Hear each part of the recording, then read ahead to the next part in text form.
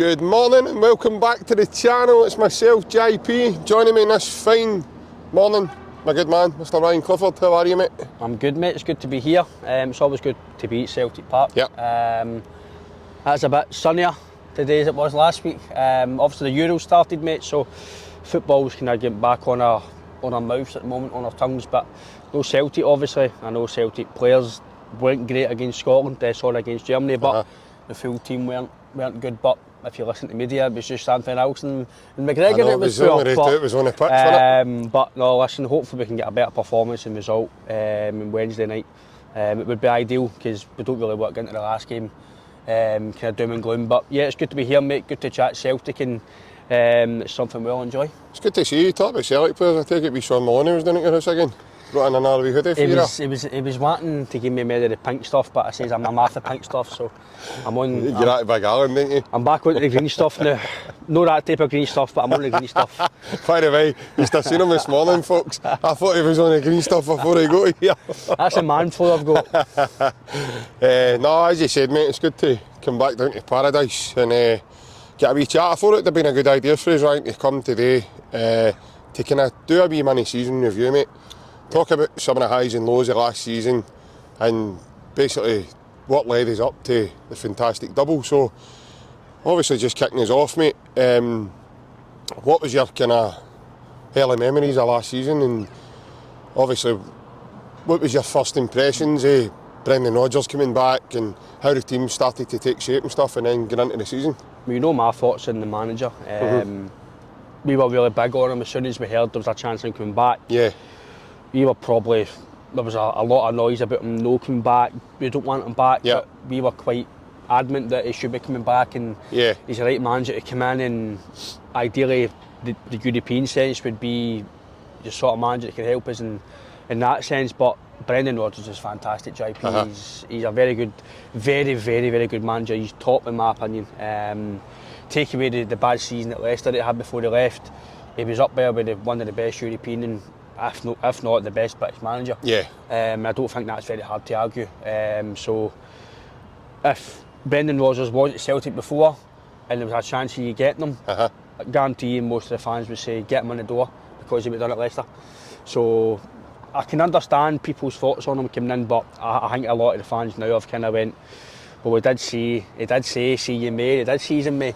So he's kind of stuck to his word, and let's be fair, the recruitment wasn't the best that we hoped for. I think we spent a lot of money on too many players. I didn't think we needed to sign about 12 players. I think it was roughly 12 players we signed in. Not many, maybe Palmer, Bernardo, maybe a push that have come in and really made an impact. Guys like Yang and Holmes been injured. Some guys like that haven't really come in. Lagerbielke's not really played. Nerofsky's done okay when he's played. I think he will come good. But in terms of recruitment, I think that's what stemmed, I think, over the season. It was because the recruitment wasn't great. We didn't start off great in terms of leading up to December. December we had about 3 bit of form. After December we were good, but December, end of November, December, I think that was a bit of that was probably the memory that's kind of stuck in your mind, that kind of makes the league win a wee bit sweet because of where we were, and everybody was even. I wasn't doubting no win the league. I was just doubting, like, what's going on here? But why are we playing so poor? Why is the manager playing some of these players when they're not playing well? And I've never questioned his ability as a manager, but I did question, and I won't go back on that. I was questioning some of the decisions he was making, like playing Scales or playing Yang, and I've like, why is he playing? Because they're not performing. But at the end of the season, mate, you've got to say the manager's done a very good job with the squad that he had at his disposal and what he was backed in the summer.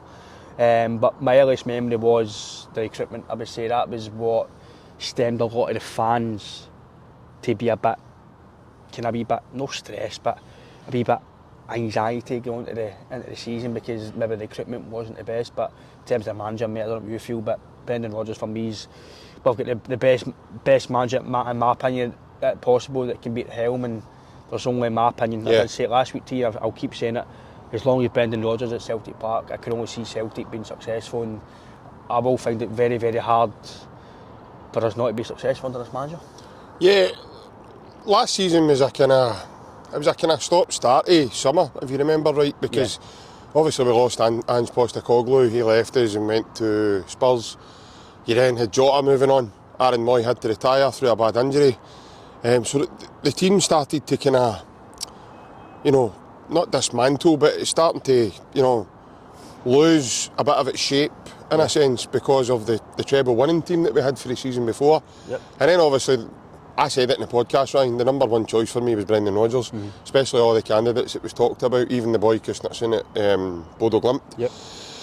But I looked at it a different way last season. So I understood that it was a massive transition, that it was always going to take a bit of time to, especially the manager. In terms of contrast of managers, there's not too much of a difference for me, Ryan, but what there is a difference with is maybe the more tactical implementation between Rodgers and Ange. Rodgers might give them more, information to do a day-to-day. So I'm not too sure, but then again, I'm only taking that for what I see. Yeah. Because I've heard previous players that have played under Brendan Rodgers, and I've heard how fine detailed his training sessions can be. I've even heard Callum McGregor speaking about him. So you're only taking it from that, and listening to Matt O'Reilly and a couple of other guys as well. I think Big Ange is more of a standoff approach, do what he needs to do in the training field and then he leaves them to it, kind of thing. So you kind of get that kind of just to what's going on there. But for me personally, I understood that there was a massive transition. I understand what you're saying in terms of recruitment. I thought, as it stands now, when you look back, I can understand that recruitment probably was well underway before Brendan Rodgers was recruited back to the club, Ryan. And I think Brendan, being the man he is, he's so humble and, he has a high dose of humility about him. And I think he done them the courtesy of bringing these guys in and let's see what they've got. Let's see, because one or two of them might be good and I understand his thoughts. And unfortunately, quite a few of them haven't managed to live up to, number one, maybe the club size is too big for them. I don't know. Number two, maybe the training regime is different from what they're used to. I don't know what it is. But they've not managed to really kick-start their careers and get going. But you did mention players that he has brought in that have contributed massively, Ryan.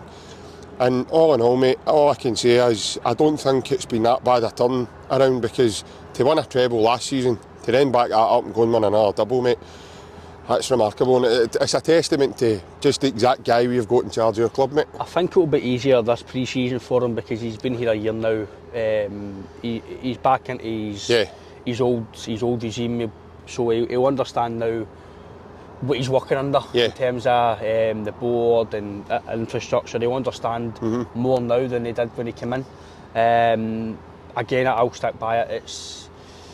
It's what happened in the summer, how he's backed, how ambitious of the board to go and back him and make sure this club is pushing on. We don't want to stand still. We've not really stand still in terms of the league, but in terms of European football, I think we just need to try and do what we can to try and push on and give the manager the best opportunity. Listen, we can still sign players for good money, still do very well, but you get a better chance of doing something if you back them.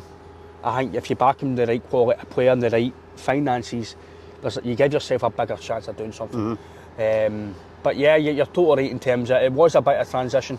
But for me, the transition, once it gets to maybe November time, the squad should be a bit in tune, and that wee they were still winning. The wee blip came at a time where after Christmas, wasn't it?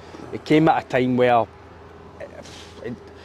I'd have rather had that at the start of the season because when you get in the middle, you're thinking, oh right, you then need to make sure you get a good January window to then push on. And let's be fair, as much as Adam Ida was his profile,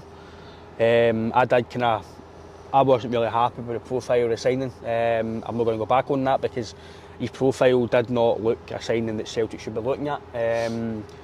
Not really a goal scorer in terms of his stats, had a few injuries, wasn't playing at Norwich. So we can only go on what you see, and the stats were a bit of a gamble. But then when the manager says that he wanted him and he signed him, then you've just got to trust the manager. And let's be fair, Adam Ida, the player, has done very well. Oh. I do still feel. They always say don't fall in love with a lone player. Too late. I do still feel there's parts of his game that he has to develop and grow, and I think his overall play has to get a bit better. But I think because he's done so well with the goals he scored, I think it's going to give him a major bit of leeway with the fans. Yeah. So it'll give him more time to come in. Do you think it was more down to Brendan, Ryan, knowing the player? He obviously knew the player, so he knew what he was kind of bringing up. Possibly, aye. But again, me and you and the rest of the fans, we can only go on. Because we wouldn't have picked, as fans, we probably wouldn't have picked him as a player to come to Celtic. I wouldn't have looked at Adam either in the first place. For me, that implements and shows as a great example as to what kind of manager we've got, 100%. Because he knows what's there. Listen, Adam Ida's done very well, and if we can get him back, then brilliant. But like I say to you, I'm not going to be too downbeat about it if we don't, because I do believe in this manager that we're going to get somebody else. Yeah. Just when he was here the first time, you Griffiths, you Edward, you Dembele, we always had somebody who was the second striker who was still good enough. Mm-hmm. So even if Kyogo, by the way, I know people might think I'm crazy, but there's no guarantee that Kyogo might not go. There's chat about him going back to Japan. I can't see it myself. I think it is just noise. But I do feel this could be his last season under Rodgers, because I don't think the wee man is his type of player. As much as his quality, I've got a wee suspicion that he wants to sign his own player to fit his profile, to fit his system. I could be absolutely wrong. Mm-hmm. I think Kyogo's different gravy. He's an unbelievable finisher, but I think there's parts of his game that I don't think suits his system. Yeah. And that's why the profile of Adam Ida, I'm not saying Adam Ida the player itself, but the profile of him suits the way he wants to play. But in terms of like you mentioned, the window with Kuhn as well in January, he's added a wee bit. He has added something. He's injected a wee bit of pace to the team as well. I do feel in the summer.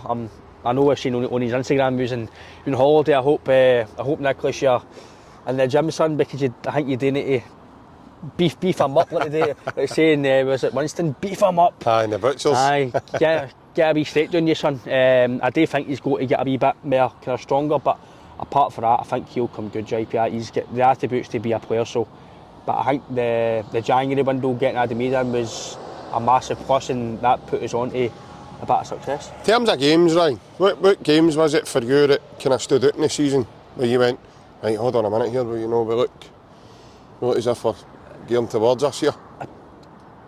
The game that, I think, for me, the game that really stamped it for me was the game at Ibrox. The 3-8 game? Aye, for me that was the game that I walked away. They won the Moral Victory Cup? Aye, I walked away after that game thinking the league's finished, because they had to win that.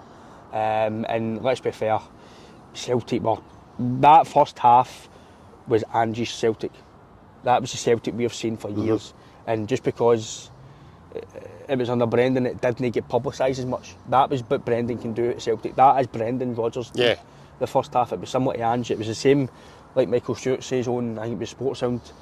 There's no a lot of difference in the play. When they're at the pump.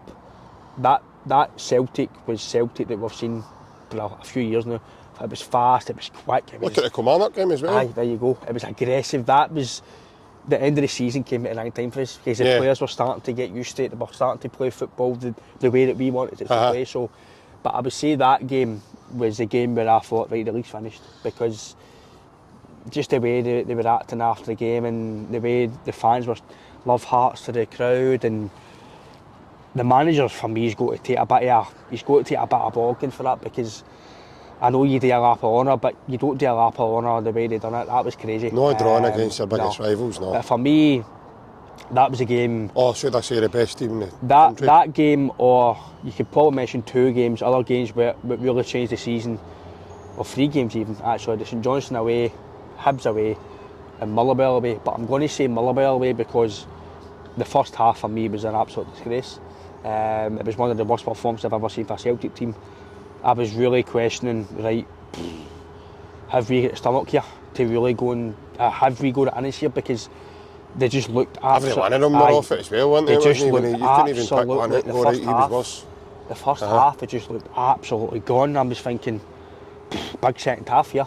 And the second half, mate, Adam Ida comes on and I think that was where we then, I think we only lost 1 out of 20 odd games. We lost one game out of our last 25. We just carried on, and so I would say in the full steam of things, mate, that was the game that just went, right here, listen, let's wake up, let's go, and I think that was a game for me, mate, that put us on to a good bit of form. Well, again, slightly differently, I see it a wee bit different that way. We never lost a derby. Yeah. So we played 5 last year. But it was close. We I know. we played 5 derbies. Small margins. We won 4 and we drew 1. I know, all of them, every one of them's are small margins. Of course they are. That's why teams win and other teams don't. But you have to have that quality to go and carry it over the line. Yep. And I think more probably last season than not, right? I think for me, the way that this team, the squad, should I say, and the captain and obviously Joe Hart and all the lads, the way they rolled their sleeves up and had to battle, but they showed us a completely difference. I mean, we're used to them winning trebles and obliterating Scottish football now. Again, this manager that we have just now has made that the norm for us as Celtic fans. It made winning trebles become a thing. When you look back at last season and then you put all that into perspective, they've put up a great fight, mate. You know, they've showed us a different character to themselves, and they've, like I says, mate, I find it very hard to stand here and really, you've been nitpicking at things, Ryan, I think, if you're looking for faults, mate, because they delivered us a double, mate.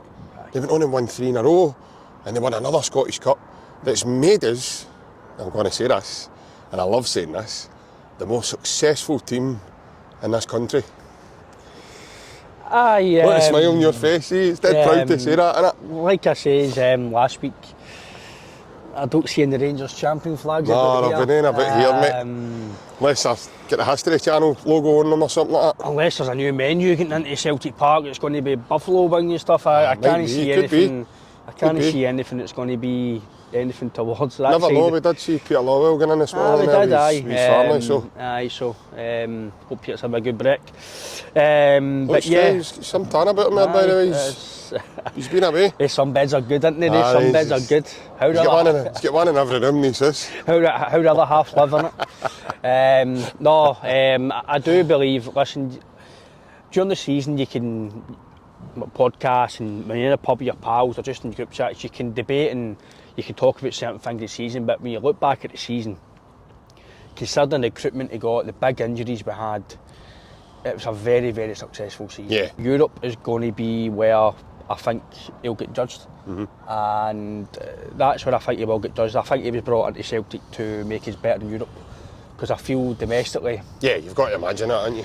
Domestically, again, you won't be disrespectful to any team, but Celtic, you've no divine right to win any league title, but Celtic should, with the squad they've got and the financial power, they should be at the top of the table, or at least winning the league. Considering, obviously, what's been happening over the side of the city, they've not got the finances to cope with us. And when they do, we all know, it's share issues and loans and try to get investors to put money in, but they know they're not going to get it back. Yeah. So they're trying to chase Celtic. This is where we let them chase us for a long time, because we need to now power on. But I would probably say the overall JP the season was very, very good in terms of the end of the season. Oh, amazing. Who would you say? I know Matt O'Reilly was top and Joe Hart was very good, but is there any specific player or any specific performance, former player or a game that you feel was really up there by the season? I'm going on, you hear me, man. Liam Scales. Liam Scales. I just thought he was a... Stay in, you're looking out. I just thought he was a constant, mate. I really did. I thought he was a very, very reliable for us, and he was brilliant for that dressing room. You could see the camaraderie he had with all the players. He was a constant for a few reasons. One, I remember at the beginning of the season with the concoction of different injuries all over there. He was only regular fit centre-back. I think he only missed, was it one game in the whole season? I think he was did he get suspended as well? No. And people gave him a hard time last season, and fair enough, he did, there was spells in the season he showed flaws, but listen, every one of them showed flaws in their play last season, not just him, you know.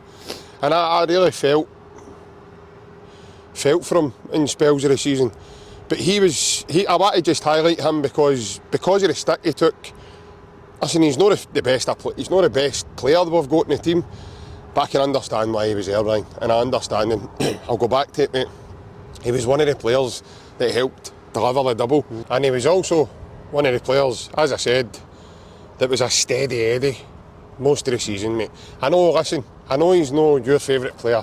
I know he's not a lot of Celtic fans' favourite player. But like I says, mate, he was part of the squad last season and he played a hell of a lot of games for us, Ryan. And considering also, he played a full Champions League campaign for us also. So to go for where he was, you know, in an Aberdeen team that's probably the worst ever result in Aberdeen's history, again to lose in a cup game against Darvel, to then come back for that, mate, and get himself. Everybody last season in the summer maybe thought he'd have been one of the first players out the door, you know. But Brendan took him in pre-season. And we all spoke in pre-season, Ryan, and he looked impressive in Japan. He came back, he looked good in the Aviva Stadium against Wolves. And then we played Atletico Balboa here in James Forrest's testimonial. And again, he looked good. But again, I want to touch on the man I've just said there, James Forrest. Unbelievable. What a finish to the season for us. And again, these things all happen in a season, Ryan. And this is why I keep saying about the mentality side of it. Because you've got these players to step in, guys that have been with the club, that know what it's like here to get things over the line, that just can dig you to that wee ruckus that you're in that wee moment, and also then go and provide that moment of quality. And James Forrest did that for us. Yeah, obviously, look, taking the jokey side aside, Liam Scales, he's done well considering maybe the ability he's got compared to other centre-backs at the club. I don't know what's happened with Lagia Bielka. For me, it's a strange one. I don't think he's done much wrong. Maybe there's things that Rodgers wants him to do and maybe he's not progressed enough, who knows. I think he's been told by the club that he can go and get a new team or he can go on loan or whatever. I feel Nerofsky will come good. I think he's got the attributes under Rodgers to do something here.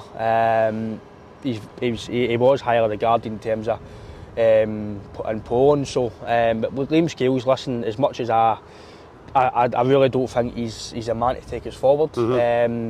He is a squad player, but just on last season, he came in when we had to have a steady. He's dependable, right? We had to have a steady back two, and he did do okay with Vickers. But again, I do feel Vickers helped him, and that's maybe helped his game because he's playing next to somebody who's talked to him, experienced, and that helps you. Yeah. So, in terms of Liam Scales, listen, there was parts of his games where some games I'm thinking he's going to cost us here, but then there was some games where he done tackles which saved his goals. So, listen, overall, Liam Scales had a very good season personally, and he helped the team win a double. So you can't criticise too much, but long term, like I've said to you, if Liam Scales is centre back for the first league game, then I will question the recruitment, because as much as, listen, I know Liam's not going to watch this, and I'm just a fan, but I think for us a club to move forward, we need two top centre backs, and I don't feel Liam's a top centre back. How do you know he's not going to watch it?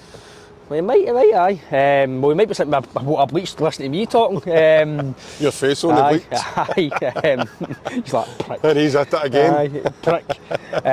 No, but I do feel that he's a good squad player. He's able to come in and play. Like I did say on last week's show, that there's going to be a lot of games next year, so guys will be in and out, and if Vickers gets an injury, or if Nerofsky plays an injury, there's going to be injuries, there's going to be games where we'll be quick and fast during the season. So listen, I'm happy when we're a squad player JP, but I do feel going forward, I think we do need better than Liam going forward. But listen, not just last season, he was part of a double-winning team, so that's always going to be history books. Yeah, so you can't 100%. You can't take that away from him. Obviously, just before we finish up, mate, what's your thoughts or your thinking going into the summer window? Like, what are you looking for?